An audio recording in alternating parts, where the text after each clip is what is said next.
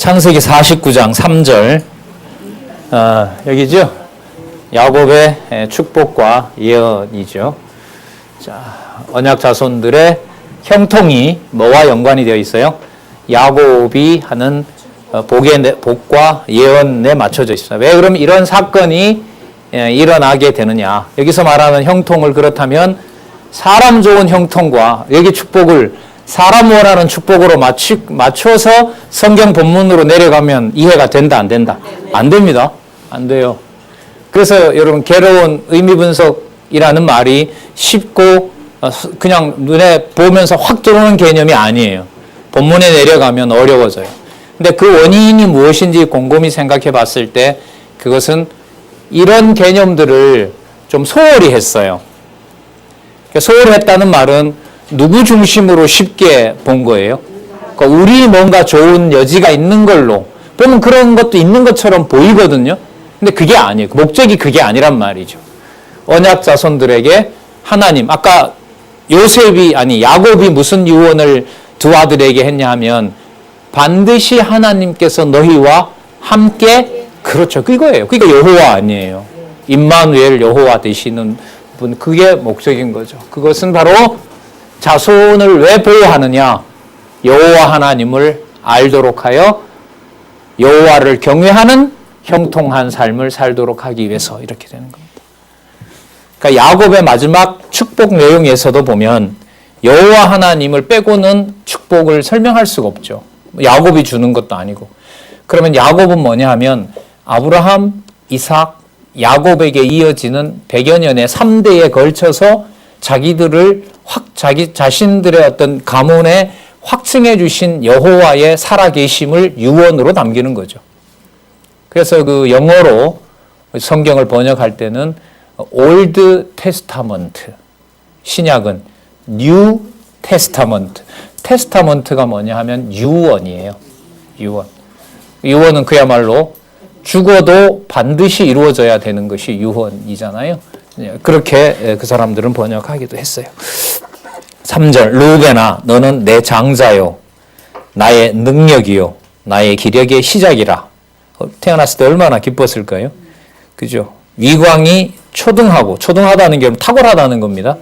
예, 그 위엄이 탁월하고 권능이 탁월하도다마는 물을 끄는 같았은즉 너는 뭐하지 못하리니 탁월치 못하리니. 이렇게 태어났지만 버려진 거죠. 네가 아비의 침상에 올라 더럽혔습니다. 서모를 건든 거죠. 창세기 35장 22절에 나타나 있죠.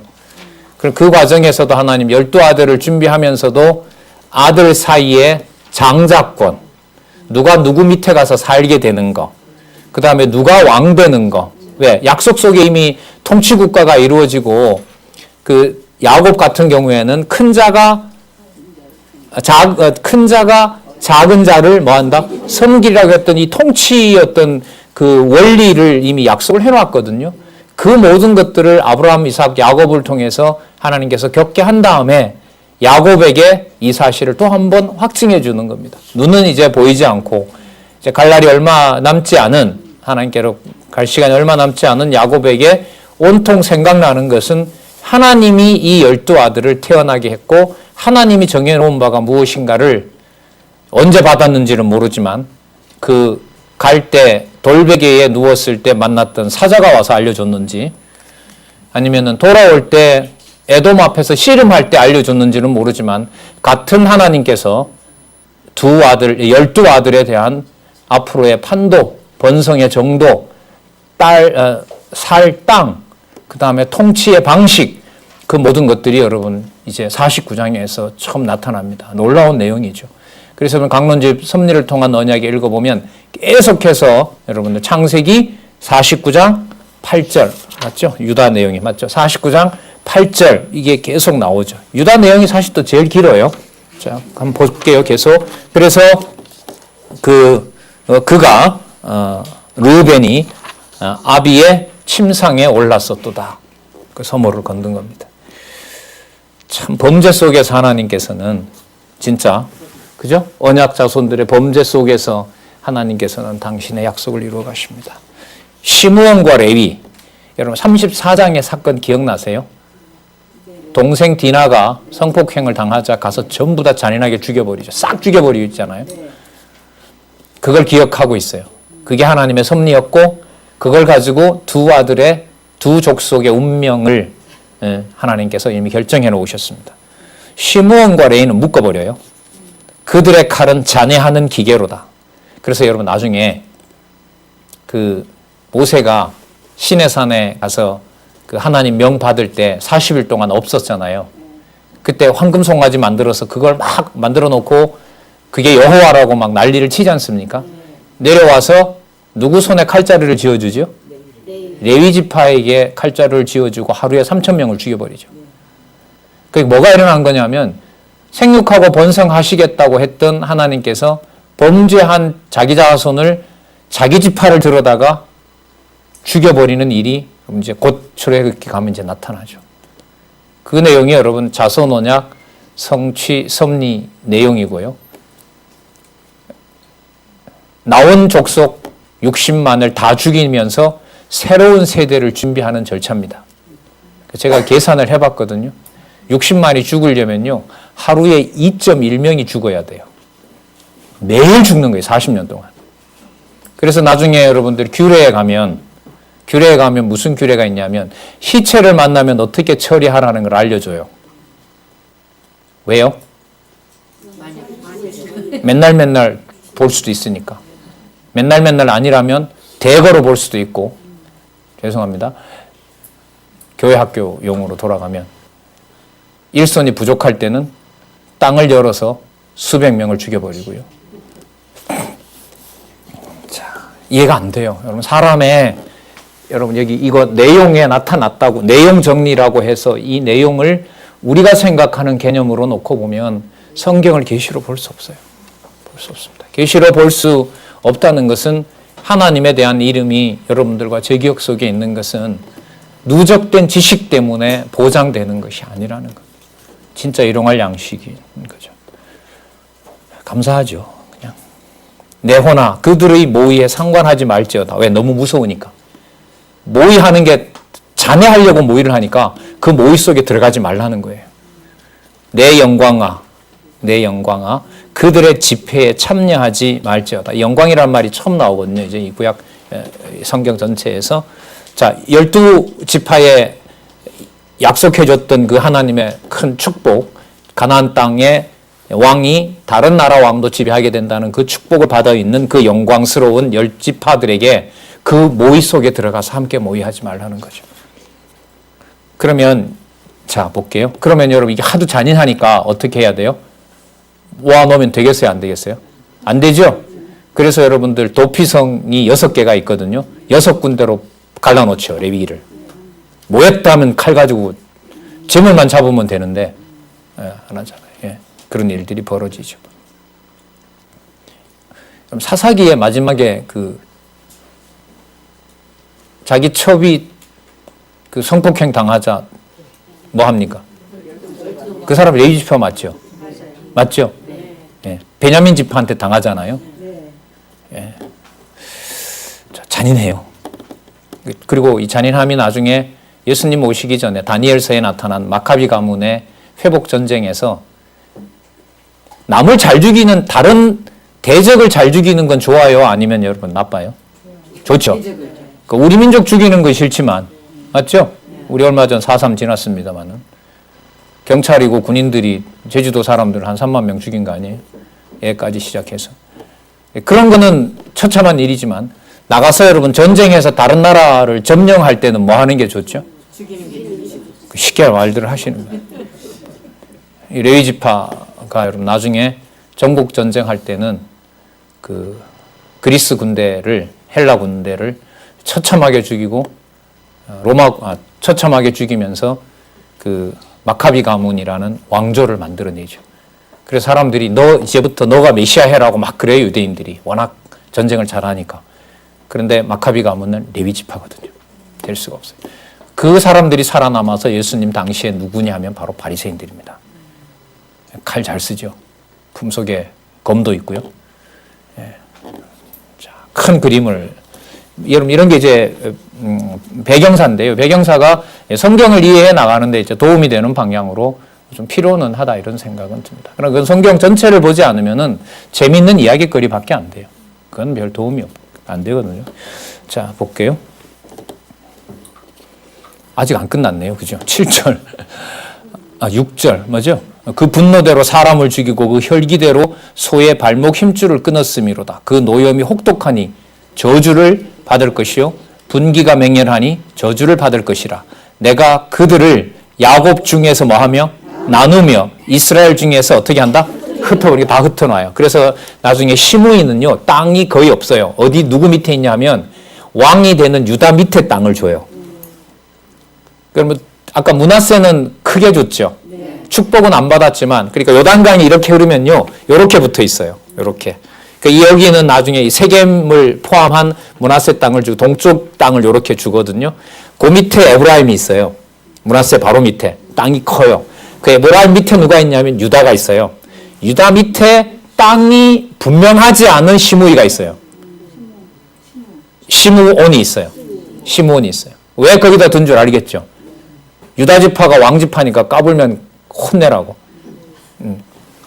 그리고 이런 배치가 제가 이렇게 살펴봤을 때는 이게 이제 이스라엘 앞으로 열왕기, 역대기 전체 역사로 봤을 때 여기서 분배해주는 이 원리가 그대로 하나님께서 여호수아를 통해서 그리고 앞으로 그리스도 오실 때까지 또 열지파 반이 이렇게 데모 반란을 일으키잖아요. 그래서 뒤 북쪽으로 가서 또 나라 세우고 하는 그 과정에 야곱의 축복하고 연관된 것들이 이미 있습니다. 그러니까 하나님께서 형들의 종이 되리라고 하는 것들은 이미 야곱도 겪었고, 야곱이 아니죠. 이삭과 이스마엘에게서도 벌써 나타났고, 맞죠? 누구 방식대로 하시는 거예요? 여호와 방식대로 하는 거죠. 저기 멀리 올라가면 하나님께서 가인과 아벨을 낳아놓고 누구를 의인으로 삼고 누구를 결국 죽이는, 데려가는, 아벨을 의인 삼고 그 아벨을 죽인 가인을 살려놓고 아벨은 하나님께서 데려가는, 사람의 이해로는 이해가 되질 않죠. 그럼 결론은 딱 하나밖에 안 나와요. 누구 기억나게 하고 누구 경외하게 하는 것이다. 그럼 맞죠. 그 안내를 여러분 우리가 이 내용에도 좀 부족했고, 내용에 빠진 사람들은 위로 올라가지를 못해서 성경에 보면 우리 좋은 것도 있더라라고 성경신학을 왜곡하고 있고, 인간 좋아하는 얘기하니까 당연히 인간은 좋아할까요? 싫어할까요? 좋아하죠. 그렇지, 뭔가 좀 문제가 있지. 성경이 저렇게 하나님 다 하게 하라는 말로 되어 있는 것만은 아니다. 왜냐하면 내려와 보면 사람이 하는 거거든요. 여기에 속이지 않았으면 좋겠어요. 저도 속이지 않았으면 좋겠고요.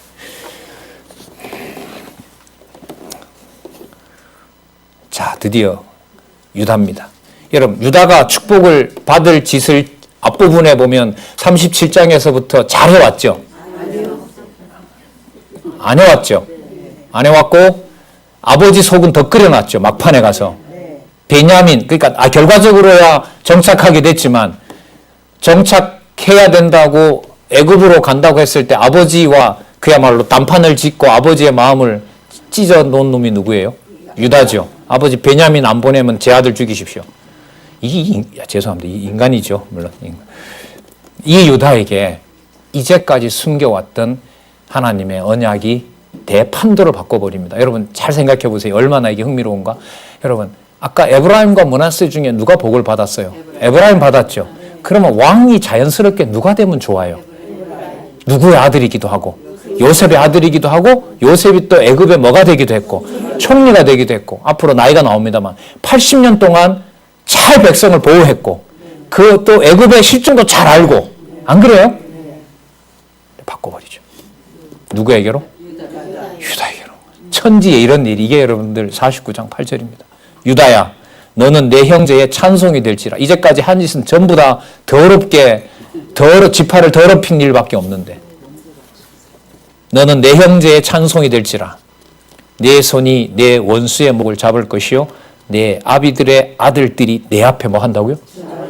그리고 이게 여러분 에브라임에게 가야 돼요. 제가 볼 때는 이게 에브라임으로 가야 돼. 이 약속이. 그래서 여러분들 나중에 열지파 반이 유다의 르호보암에게 반란을 일으키고 북쪽으로 가잖아요. 나중에 사마리아에다 이제 정착을 합니다만은 그때 주도한 인물이 누구냐 하면 여로보암 있죠. 여로보암이 바로 에브라임 지파예요. 그러니까 뭐가 맞아 들어가요? 정통성이 있는 것처럼 보이죠. 우리가 하나님으로부터 복을 받은 아주 큰 민족의 복을 받은 자다. 그리고 유다는 맡겨놨더니 솔로몬 때에 와서 저 인간이 통치를 잘 못한다. 맨날 세금이나 뜯어가고 못된 짓만 하고 하니까 하나님이 그 솔로몬의 다윗의 위를 유다 가문을 하나님 버렸다. 나를 따라와라. 내가 맞다. 얼마든지 100% 설득력이 있죠. 그래서 그 10지파 반을 하나님 갈라내고 한 지파 유다 적은 지파 베냐민 지파죠. 그 다음에 레위 지파. 레위는 지파가 아니니까요. 한 지파 반 내두고 10지파 반을 떼서 결국 100여 년 후에 분리된 100여 년 후에 120년 후에 다 멸해버리는 거죠. 그러면서 끝내버리는 겁니다. 그래서 이 에브라임에 대한 나중에 이 복은 나중에 이제 호세아에 가면 하나님이 다 거둬 버립니다. 처음부터 너네들 범죄했다. 이제는 버려야 되겠다. 그렇게 넘어갑니다. 자, 유다야, 너는 내 형제, 9절입니다. 유다는 뭐라 그러죠? 사자 새끼로다. 내 아들아, 너는 움킨 것을 찢고 올라갔다. 이 전부 여러분 보세요. 전부 뭐예요? 전쟁 개념이고 피 흘리는 개념이죠. 그죠? 예, 이 통치자와 연관되어 있는 거죠. 그의 엎드리고 웅크림이 숫사자 같고 암사자와 같으니 누가 그를 범할 수 있으랴. 자, 10절이 더 큽니다. 홀이 유다를 떠나지 아니하며 아까 형제들이 절한다 했으니까 거기에 여러분 통치권이 있다는 거죠. 그럼 여러분 이런 걸 받았기 때문에 헤브론을 포함한 예루살렘 땅은 누가 분배받아야 돼요? 그럼 맞죠. 나중에 땅 분배와 지금 이 약속하고 뭐예요? 맞아요, 안 맞아요? 맞죠. 레위 지파 6지파 갈라놓는 거 맞죠? 시므온 유다 밑에다 두는 거 맞죠? 땅이 넓으니까 동쪽 서쪽 다 주는 므낫세 맞죠? 이 전부 하나님의 언약에 근거한 내용들입니다. 그래서 제가 교회 학교 사경회 옛날에 하고 할 때 애들한테 12지파를 좀 외우게 하면 성경을 도움이 될 것 같아요. 근데 해서 막 빈칸 주고 이렇게 외우고 했는데 끝나고 나는데 막 좀 편하지가 않아요. 야, 내가 살던 내 고향 지도도 모르는데 내가 왜 12지파가 어디 태어났는지 그림까지 그리게 해야 될까? 그게 딱 몰려오더라고요. 근데 만약에 여러분 그런 의도라면 뭐하러 얘기를 해야 돼요? 그걸 왜 숙제를 내야 되고 그걸 왜 애들한테 가르쳐야 돼요? 진짜 내 고향도 어디 있는지 못 그리는데.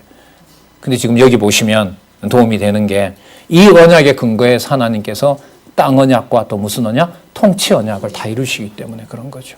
여러분 그리스도가 이걸 다 알까요? 모를까요? 다 알죠. 왜 모르시겠어요? 그 총명한 12살 소년이 벌써 율법사들하고 논쟁해서 이기는데 그래서 이제 자기 일을 시작하시는 거죠. 이 모든 축복을 알고 있는 그리스도가 당신이 아버지께로 왔다는 사실을 많지도 않죠. 분량이. 마태, 마가, 누가, 요한에서 당신을 메시아라고 입증하는 일이 벌어지는 겁니다. 자, 볼게요. 10절 홀이 유다를 떠나지 아니하며 치리자의 지팡이가 그 발 사이에서 떠나지 아니하리니 실로가 오시기까지 미치리니. 여러분 실로는 두 가지입니다. 나중에 장소가 실로도 있고요. 실로는 또 장차 올 메시아를 표현하는 말이 실로입니다. 그러니까 장소를 명시해 주는 것은 이 야곱으로부터 받은 복이 반드시 앞으로 이루어진다는 걸 확증해 주기 위해서 장소로 두고요.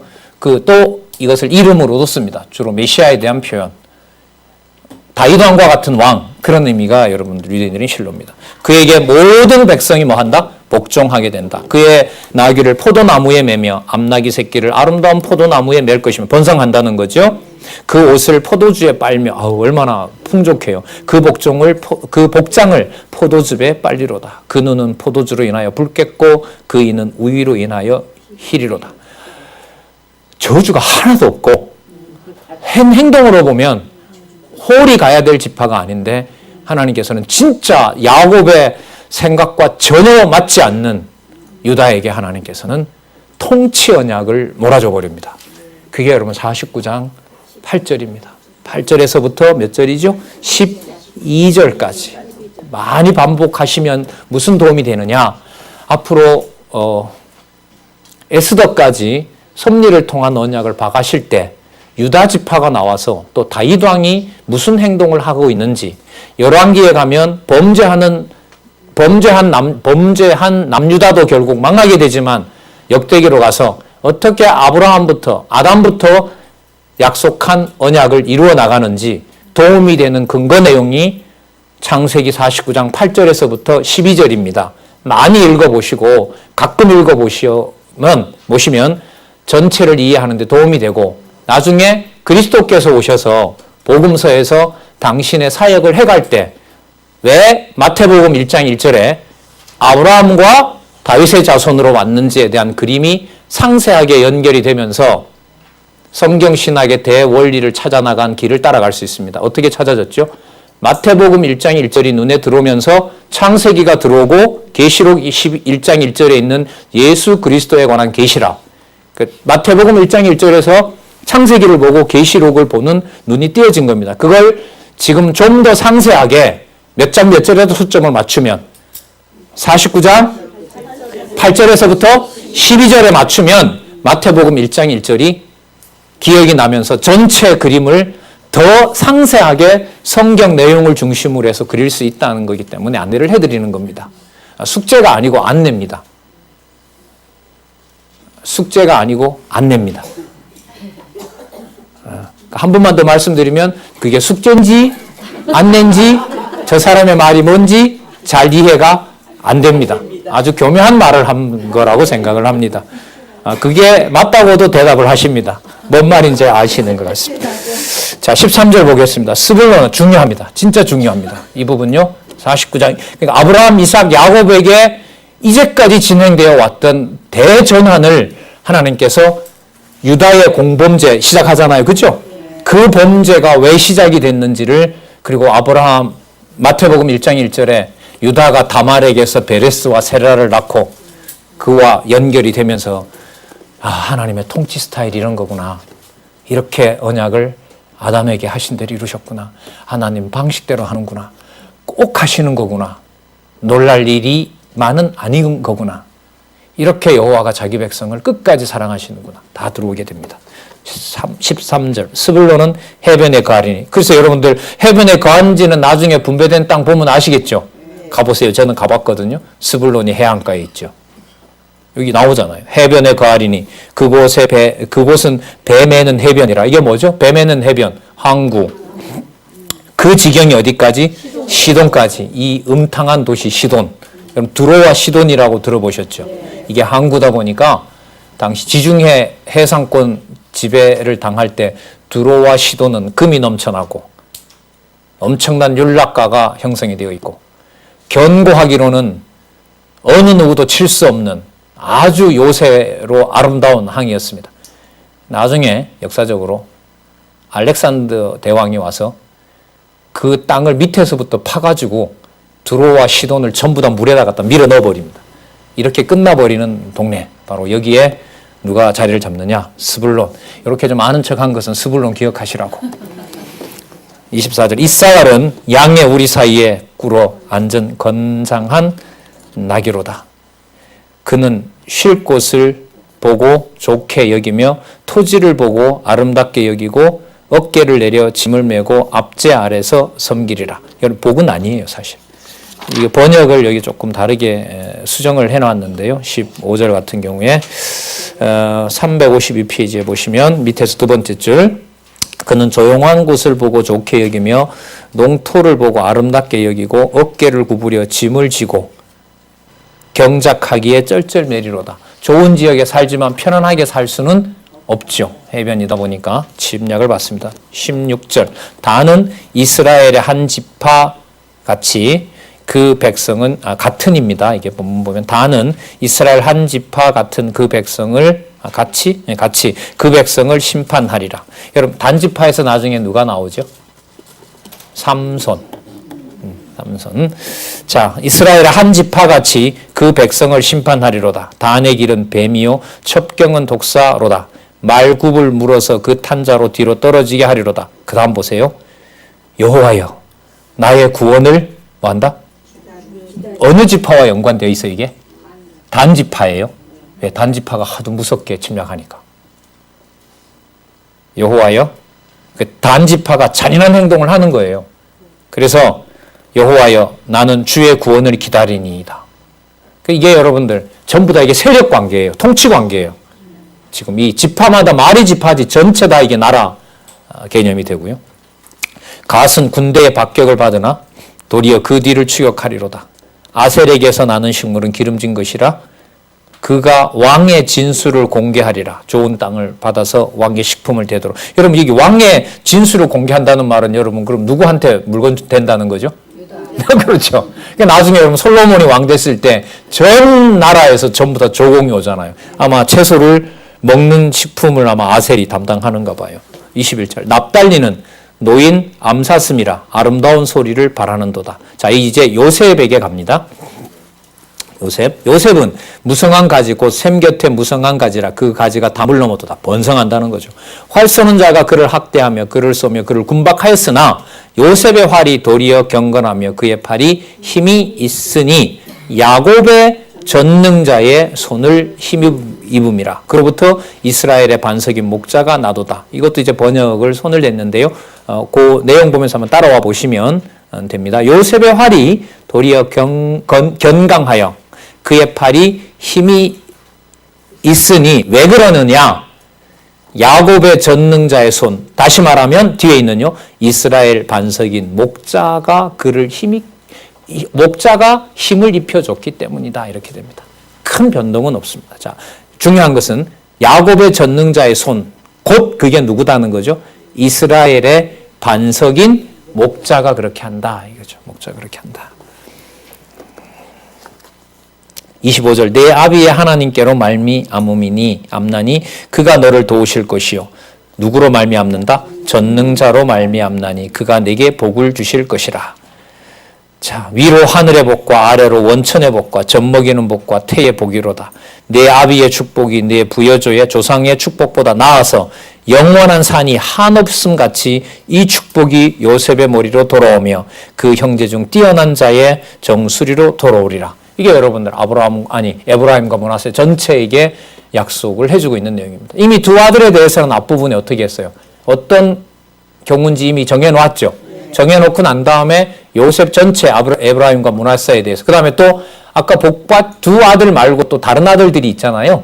그들이 앞으로 어떻게 번성하게 될 건지를 여기서 이제 다 보여주고 있죠. 다른 아들들은 사실상 요셉의 기록이 그렇게 많이 나타나진 않아요. 그러니까 이게 나타나야 되면 사실 이 요셉이 어떻게 번성했는지에 초점을 맞춰서 줘야 되거든요. 기록해 가야 되는데 누구 중심으로 간다는 거죠, 이게? 유다 중심으로 가는 거죠. 땅 분배 딱 해서 가나안 땅에 들어가면서 이제는 여러분 유다 지파를 중심으로 한번 요동은 쳐요. 언제 치냐면 사사 시대가 여러분 한 300년 넘게 지속되거든요. 그러니까 가나안 땅에 들어왔으면 다른 땅에는 전부 왕이 있는데 왕이 없으므로 자기 소견에 오른 대로 행하는 기간이 무려 300년이 가요. 그러니까 광야 40년이잖아요. 그죠? 열흘 길을 갈 수 있는 길을 40년을 돌린단 말이죠. 이것과 더 비교할 수 없는 게 여러분들 뭐냐면 사사시대 300년이에요. 300년 더 보기도 해. 한 400년 잡거든요. 그래 이건 400년 동안 분배한 땅이 보존되면 좋은데 그것도 아니고 땅이 점점 빼앗겨요. 그러니까 분배한 땅이 빼앗기면 눈으로 봤을 때는 땅언약 성취 섭리가 이루어지고 보존되는 거예요? 아니면 폐기되는 거예요? 폐기되는 거죠. 누가 봐도. 그 다 자기 마음대로 하는 거예요. 분명히 땅은 좋다 그러는데 땅은 좋다고 하는데 땅을 내가 지켜야 될 거 아니에요. 안 뺏기려면. 그러니까 남의 땅도 뺏어오고 지게석도 의미가 없고 한마디로 진짜 무슨 판이 되는 거죠. 그때 하나님께서는 사무엘을 불러서 한번 정돈하고요. 사무엘을 통해서 정돈하면서 사무엘을 일시적으로 들었다가 그건 내가 세운 왕이 아니다라고 없애고요. 누구를 준비하죠? 다윗을 세우는 거죠. 그래서 여러분 연구반에 열왕기 아직 안 들어갔죠. 그죠? 열왕기 아직 안 들어갔고 여러분 마지막에 잘 보십시오. 열왕기가 사무엘이 어떻게 끝나는지. 요거는 숙제. 요거는 지켜보시기만 하면 되니까 아주 쉬운 숙제잖아요. 그죠? 사무엘이 어떻게 끝나는지 보세요. 진짜 놀랍습니다. 이 구조는 자 어쨌든요. 그 그림이 여러분들 여기에서 이미 하나님께서는 정해놓고 있다는 거죠. 그래서 강의를 곳곳에 이제 우리 목요일 날도 또 4시간 성경신학 총서 해설을 하는데요. 곳곳에서 있는데 이제 좀 이렇게 바람이라면 여러분들이 주중에 그걸 하나로 만드는 걸 이렇게 모이셔서 얘기도 좀 해보시고 좀 찾아보시기도 하시고 그러셨으면 좋겠어요. 그게 이제 공부의 마지막이거든요. 강의 수는 많이 늘어나요, 점점. 맞죠? 경동은 1시간 더 늘어났더라고요. 걱정되게, 인간적으로. 더 늘어났고요. 일주일에 강의를 볼륨이 적어도 평균 5시간은 강의만 봐도 많고 하는데, 이제, 뭐 여건마다 하나님 지혜를 주시겠죠. 이제 엮어내는 거예요. 전체를. 어느 한 부분에 머물지 마시고, 저 내용이, 그래서 오늘 제가 좀 기기에 말씀을 드리는 거예요. 오늘 이 그림이 성경 전체, 구약 전체 섭리를 통한 언약, 나중에 선지서는 요즘 우리 대학원 본과에서 하고 있거든요. 그 선지서 본과를 오늘 내용을 듣는 것하고 에스겔의 예언하고 여러분 어떻게 돼야 돼요? 저도 연결시켜야 되고, 이게 이렇게 1000년 후에 이루어지는 거구나. 1000년 후에. 1호부터 이게 여러분들 한 1300년 되니까요. 1300년 경우가 되기 때문에 586년이면 몇 년이 한 800년 후에 다 이루어지게 되죠. 이루어지게 됩니다. 자, 신학자가 별거 있나요? 성경에 대한 이 큰 그림 그리면 속지 않고 분명히 전할 수 있고 지켜갈 수 있고. 자. 잠깐만. 그럼 그 총수령 그 개념이 성경신학 개론과 뭐가 달라요? 그게 성경신학 총서라 그러면 20권이고요. 성경 강론 총서라고 하면 성경 강론 18권, 성경 본문과 관련된 거, 그렇게 이해를 하시면 돼요. 나중에 그 저자를 통해서 또 설명 들으실 날이 오실 겁니다. 어쨌든 여러분, 연결성은 너무너무 중요하다는 겁니다. 사단이 여러분 이걸 깨려고요. 제가 볼 땐 자유주의 신학이 등장하고 문서설이 등장하고 역사 비평학이 등장했어요. 마태, 마가, 누가 전부 인간의 조작극이고 바울이 썼던 책은 8권밖에 안 되고 나머지는 갖다 인위적으로 다 붙여놨고 성경은 창세기부터 계시록까지 전부 다 조각 문서고 누가 붙여놓은 건지도 모르고 일관성도 없고 처음서부터 그러므로 읽을 필요가 있다 없다? 없다. 요짓하려고 하는 것이 여러분 문서설과 역사 비평학이거든요. 따라서 각자 원하는 대로 마음껏 읽고 마음대로 얘기해도 된다. 성경신학처럼 저렇게 할 필요가 없다. 이게 문서설과 자유주의 역사 비평학의 핵심입니다. 그래서 이제 사단은 그래 공부 안 해도 된다. 뭐 다 아는데 뭐. 그 마음은 이제 진짜 보기 싫어지고 안 봐도 될 것 같고 들으면 맨날 그 얘기고 아는 것 같고 그럼 이제 병드는 거죠. 자, 요셉에 대한 축복이 길었습니다. 끝났습니다. 베냐민 남았죠. 27절. 베냐민은 물어뜯는 일이라. 아침에는 빼앗은 것을 먹고 저녁에는 움킨 것을 나누니라. 여러분 베냐민 지파 여러분 나중에 뭘로 이루어지죠? 사사기 때 뭐 합니까? 잔인하게 자기 백성에게 해를 가하고 11지파가 모여서 베냐민을 거의 다 죽여버리잖아요. 맞죠? 그리고 거기에 조금 살려놓은데 사울이 나타나서 또 형제들을 괴롭히잖아요. 11지파가 동원해서 택한 왕 다윗을 죽이려는데 또 동원하잖아요. 그리고 어떻게 끝나죠? 다윗의 친구. 다윗 자기 생명보다가 다윗을 더 사랑한 친구 요나단. 그죠? 요나단 가문만 보호해서 나중에 사울이 태어나도록 하죠. 사도 바울이 태어나도록 하죠. 예. 그래서 여러분들 유다 지파 이러면 그래서 여러분 베냐민도 바로 누구 밑에 있어요? 지도 보면 유다 바로 밑에 있어요. 유다가 베냐민을 보호해. 그러니까 이 약속은 그러니까 어디에서 이루어지냐면 이 행동을 하는 것은 사울까지 가요. 근데 사울 이후에 다윗이 왕이 됐을 때는 다윗을 살려준 가문이 누구냐 하면 딸 미갈. 사울의 딸 미갈. 맞죠? 그 다음에 사울의 아들 요나단. 누구를 배반한 자들. 연놈이라고 하면 안 되고 아들과 딸이 아버지 사울을 배반하고 누구를 살려줘요?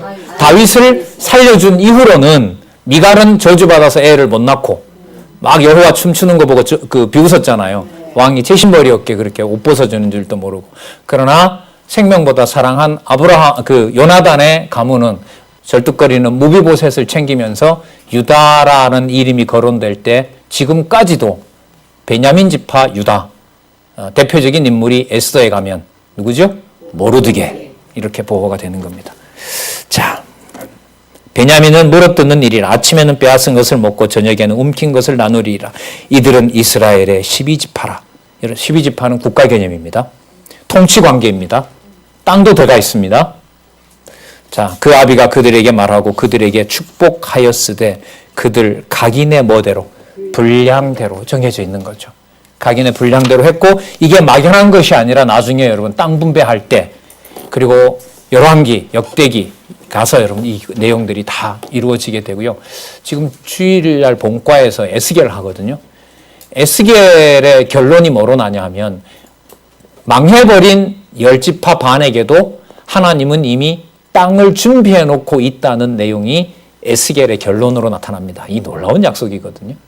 그래서 나중에 예수님이 오셨을 때 예루살렘과 유다와 사마리아와 땅끝까지라고 하는 것이 야곱에게 해준 약속도 이룰 뿐만 아니라 에스겔에게 했던 약속도 육적인 의미가 아닌 어떤 의미에서, 영적인 의미에서 나중에 다 이루게 돼요.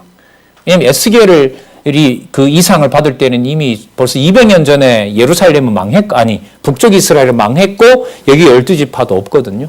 근데 이게 또 어디가 나오죠? 요한계시록에 가면 12기둥이 또 나오죠. 그 이른바 남은 자. 지금 남아있는 저 유대 땅. 얼마 전에 여러분 사우디아라비아 차세대 왕이 될 사람이 놀라운 발언을 했죠. 4월 2일 날. 뭐라고 했는지 모르시죠? 예.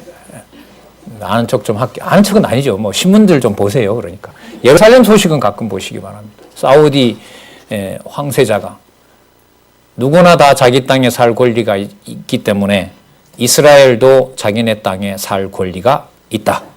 67년에 3차 중동 전쟁이 끝난 다음에 몇 년이 되죠? 지금 그러니까 67년이니까 1967년이니까 그 40년? 50년 만에 4월 2일 날 발표한 일이 벌어졌습니다. 자, 신령한 의미에서 지금 일어나고 있는 이방인 구원 시대를 하나님께서 극적으로 모아가고 계시고, 글쎄요, 진짜 유대인과 성경 신학의 만남, 이게 어떤 방식으로 될지 참 분명히 이루어질 약속인데, 그죠? 자, 49장 29절에서부터 33절. 야곱이 열조의 묘실에 장사하라고 부탁하고 운명을 합니다. 여러분, 이건 저기 창세기 23장까지 거슬러 올라가야 돼요. 이걸 누가 사놨죠? 아브라함이 분명히 사놓았던 땅이죠. 또 돌아갈 땅이기도 하고요. 예, 여러분, 천국은 분명합니다. 하나님 안 잊어버려요. 그냥 애굽에서 죄송합니다. 미친 듯이 종살이 해도요, 430년 딱 지나면 데리고 갑니다. 데리고 가요. 정해놓으신 대로. 그가 그들에게 명하여 가로되 내가 내 열조에게로 돌아가리니 나를, 자 보세요, 햇사람 에브론 밭에 있는 굴에 우리 부여조 조상과 함께 장사하라. 왜냐하면 이 굴은 가나안 땅. 여러분 이게 그 뭐죠? 이거 내비게이션에 찍어야 되죠. 가나안 땅, 만물의 앞, 막벨라 밭. 그렇죠. 군, 면, 동, 리까지 번지수까지 딱 찍어줍니다. 아브라함이 햇사람 에브론에게서 밭과 함께 사서 그 소유 매장지를 삼았으므로 아브라함과 그 아내 사라가 거기 장사되었고 이삭과 그 아내 리브가도 거기 장사되었으며 나도 레아를 그곳에 장사하였노라. 이 밭과 거기 있는 굴은 햇사람에게서 산 것이니라. 야곱이 그들에게 명하기를 마치고 그 발을 침상에 거두고 기운이 지나여 그 열조에게로 돌아가리라. 자, 이제 일이 다 마무리가 됐고 앞으로 자손 땅 통치 언약에 대한 선민의 열조와 맺었던 언약이 완벽하게 보존되어 왔고 확고해졌습니다. 자, 이제부터 이제 이루어 나가야 되는 일인데요. 자, 50장 한 절이 딱 들어가 있어요. 이게 50장 한 장이 요셉의 위로와 약속. 주어도 여러분 요셉으로 되어 있는데, 여러분 요셉의 위로로 끝난다면 지금까지 했던 거 여호와의 언약과는 맞아요, 안 맞아요?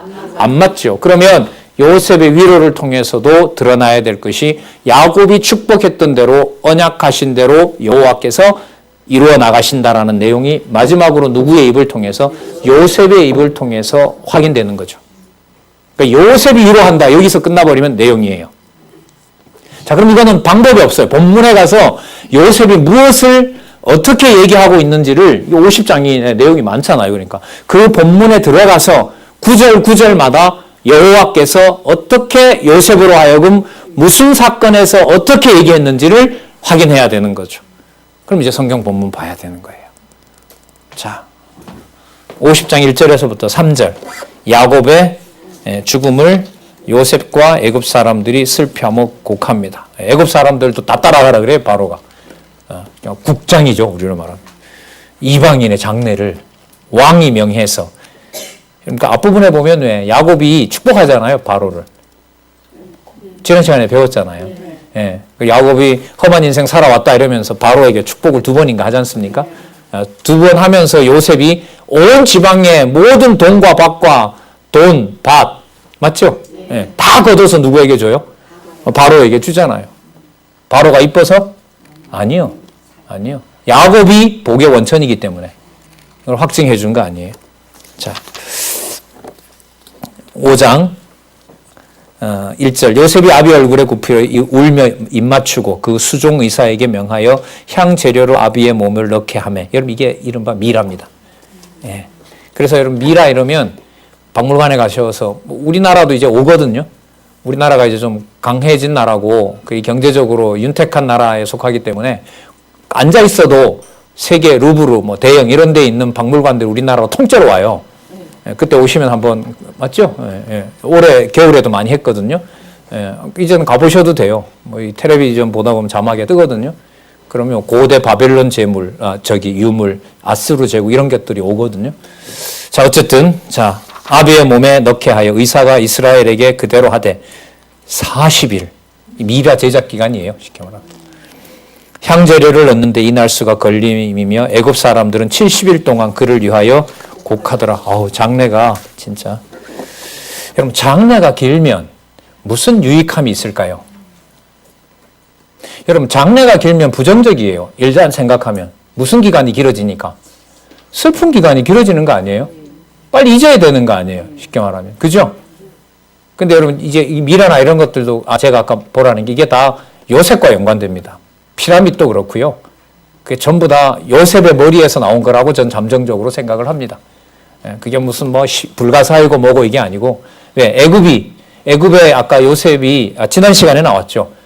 17살에 끌려와서 13년 후에 요새가 되고 30살에 총리가 되고 몇 살까지 살았어요?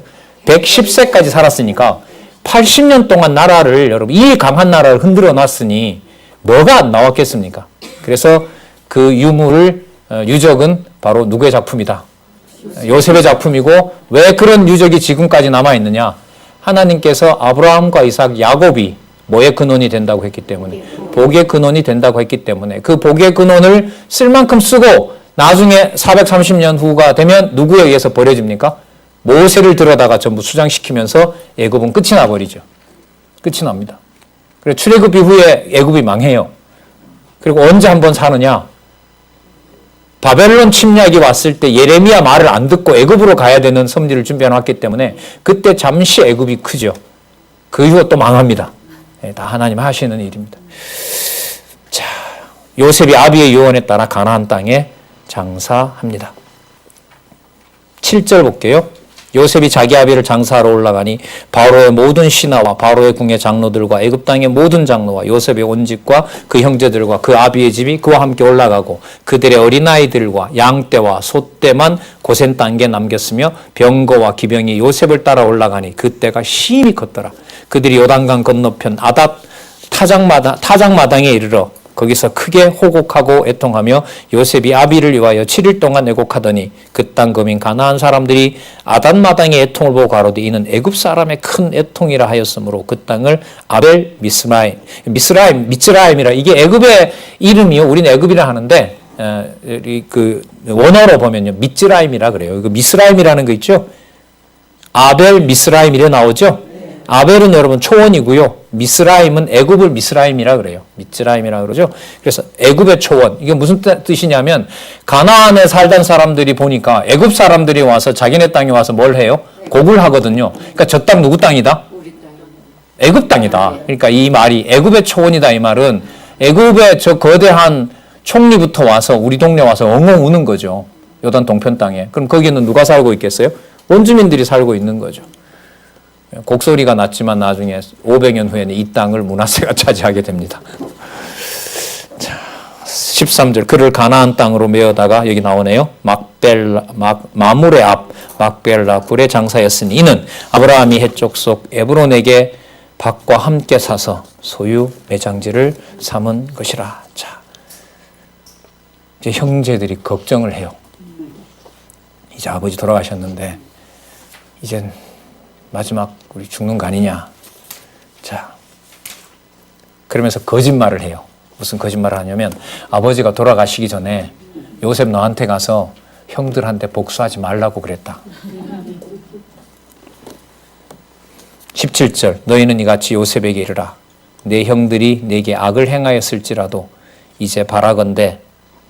이게 16절 볼게요. 확인할게요. 요셉에게 말을 전하여 가로되 당신의 아버지가 돌아가시기 전에 명하여 이르시기를 너희는 이같이 요셉에게 반드시 얘기해라. 내 형들이 내게 악을 행하였을지라도 이제 바라건대 그 허물과 죄를 용서하라 하셨나니. 제가 볼 때 이게 안 나왔죠, 앞에. 제가 볼 때 거짓말 한 것 같아요. 그래서 당신의 아버지 하나님의 종들의 죄를 이제 용서하소서 하며 요셉이 그 말을 들었을 때에 울었더라. 왜 울었을까요?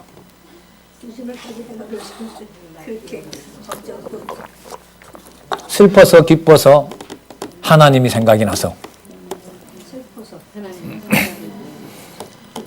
슬프기도 하고 형들한테 미안하기도 하고 하나님도 생각나고 해서 모두 다 목적은 누구를 기억나게 하는 거죠.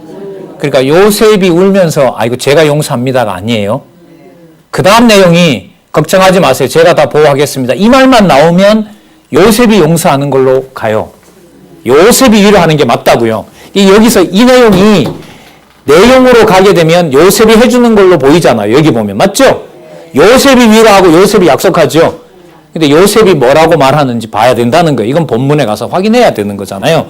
볼게요. 그러면 17절 끝부분에 요셉이 그의 말을 들을 때에 울었더라. 18절 그 형들이 또한 친히 와서 요셉의 앞에 엎드려 가로되. 여러분 이게 또 이루어져요. 또 엎드려요. 제가 볼 땐 아까 49장 8절로 보면 유다는 안 엎드려야 돼요. 맞죠? 유다가 뭐가 되니까? 왕이 되니까. 근데 그거 뭐 필요 없어요. 반대로 유다가 엎드리더라도 나중에 통치자는 어디에서 나오게 돼 있어요? 유다에서 나오게 돼 있어요. 형들이 가로되 우리는 당신의 종이니이다. 요셉이 그들에게 이르되 두려워 마소서. 내가 누구를 대신한다? 이게 여러분들 이거예요. 이 말이 여러분 몇 절이죠 이게? 몇 절요? 19절의 얘기가 말씀이 일로 간다고요. 일로. 누가? 여호와? 그렇죠. 본주어 여호와 하나님께서 이렇게 하는 거죠. 그러면 이 구절은 내용으로 확인하면서 이런 구절은 성경을 그 부분만 보는 것이 아니라 뭘까요? 전체 넓게 보는 핵심적인 구절이 본문에 담겨 있는 거예요. 그래서 단계를 올라가면서 정리해 놓은 의미 분석이 어디에 근거를 두고 있다? 양쪽 가로 밑에만 본문에 두는 것이 아니라 위로 올라갈수록 더 어디에 근거를 둔다? 본문에 근거를 둘 뿐만 아니라 어디로 가죠? 창세전 여러분 로고스로 가게 되는 거죠. 여호와 하나님께서 창세전의 영원한 뜻에 따라 언약하신 말씀에 바탕을 두고 있다. 이렇게 되는 거죠. 자, 19절입니다. 요셉이 그들에게 이르되 두려워 마소서. 내가 하나님을 대신하리이까. 당신들은 나를 해하려 했으나 하나님은 그것을 선으로 바꾸사 오늘과 같이 만민의 생명을 구원하게 하시려 하셨나니. 누가요? 하나님이. 당신들은 두려워 마셔서 제가 하나님을 명을 어기겠습니까? 그러다 큰일 나죠. 그럴 리 없습니다. 그러니까 여러분 형들이 말했을 때 울었던 이유는 누굴 기억하지 못하는 것이 슬펐다는 말로 해석하면 될까요? 그렇죠. 그럼 여러분 우리도 눈물 일이 이렇게 보면 하나밖에 없죠. 당하고 서럽고 버려져서가 아니라 누가 기억이 안 나니까. 근데 맞잖아. 여호와 기억이 안 나니까 서러운 거 아니에요? 한편으로는 답답하기도 하고 이렇게 배웠는데 그 한자 기억이 안 날까 싶기도 하고 반대로 말하면 이렇게 못된 짓 하고 살아가는데 이렇게 나를 붙잡아 주냐 싶기도 하고 그럴 땐 감사하기도 한 거죠. 여러분 답이 여기 나옵니다. 그죠? 예? 맞죠? 쭉 올라가서 누구의 존재로? 여호와 하나님의 존재로. 여러분 앞으로 공부 이런 방향으로 해가시면 돼요. 이렇게 되려면 여러분들 보세요. 이게 단지 제목만 가지고는 돼요, 안 돼요? 이게 안 돼요. 이게 안 돼요. 뭐 이게 무슨 방법이 있었으면 좋겠어요. 그래서 여러분 제가 성경 구절을 강론집에 있는 것도 가끔 신약에 가면 제가 강론집에 있는 구절을 가지고 많이 말씀드리죠. 근데 이제 계시록까지 우리가 가본 경험이 있기 때문에 그 내용들이 기억나면서 창세기에서는 그 구절들을 좀 이렇게 연결시키기 위해서 말씀을 드리는 거죠. 자, 21절. 당신들이 자, 끝났죠. 자, 그다음에 우리 22절. 형제들에게 애굽을 떠날 것을 예언하고 죽습니다. 자, 여러분 아까 참조로요. 여기 나왔던 그 18절에서부터 20절 있죠. 이 똑같은 장면이 나오고 똑같은 말이 이미 나왔어요.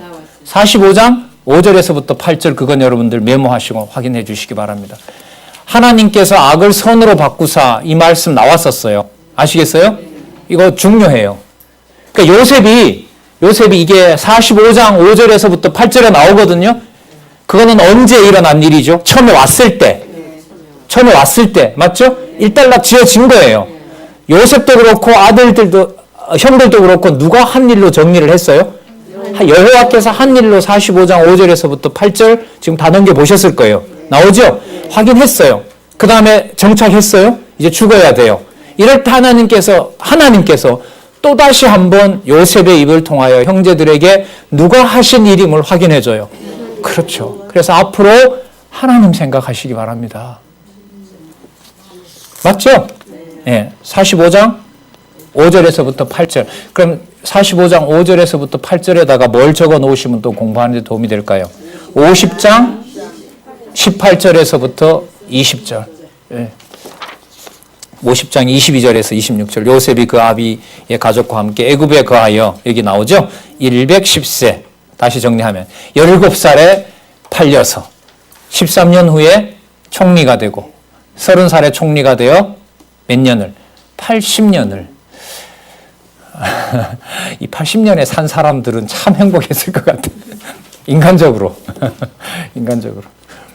자, 에브라임의 자손 3대를 보았으며 므낫세의 아들 마길의 아들들도 요셉의 스라에서 양육되었더라. 3대를 봤으니까 증손까지 본 거죠. 요셉이 그 형제에게 이르되 나는 주구나. 여러분 또 나와요. 주어. 누가? 야, 이거 엄청 중요합니다. 아까 여러분 45장 사건, 지금 50장 사건, 마지막 요셉의 말 누가 하셨다?